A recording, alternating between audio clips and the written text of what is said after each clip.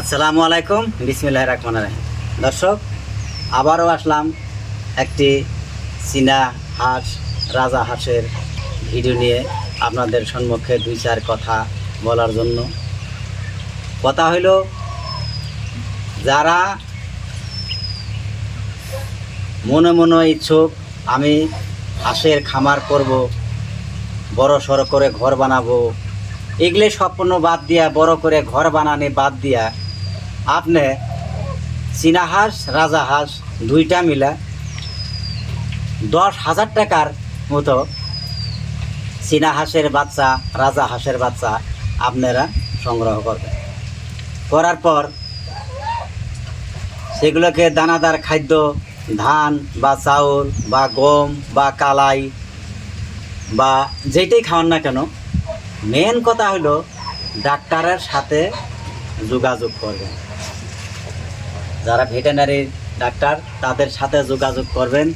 কখন ভ্যাকসিন দেওয়া লাগে, তারপর কখন সর্দি লাগলে কী করা লাগে, খাওয়া ওষুধ, ভ্যাকসিন, তারপর আপনার চুনা পায়খানা করলে কি কি ওষুধ খাওয়ার লাগে, এগুলো ওষুধ ডাক্তারের কাছে যাই নেবেন।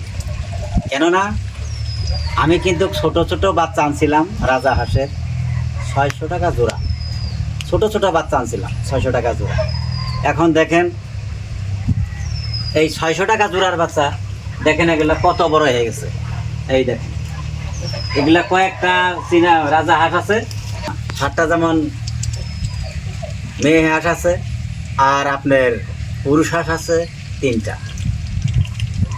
তে কথা হইল 5টা করেই ধরেন, 5টা করে ধরেন।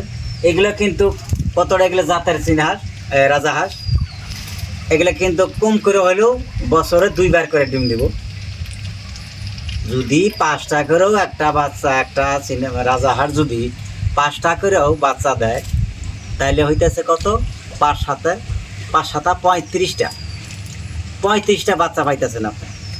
আচ্ছা, 2বার যদি বাচ্চা দেয় তাইলে পাইতেছেন কয়টা, 70টা বাচ্চা পাইতেছেন। আরেকটা কথা, চীনা রাজা হাঁসের কিন্তু কোনো ধরনের বেমার নাই।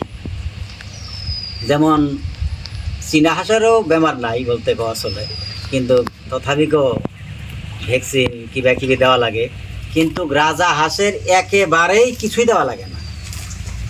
মহিষ, গরু, ছাগলের মতন এরা ধান, ঘাস, পাতা খাইয়ে থাকে।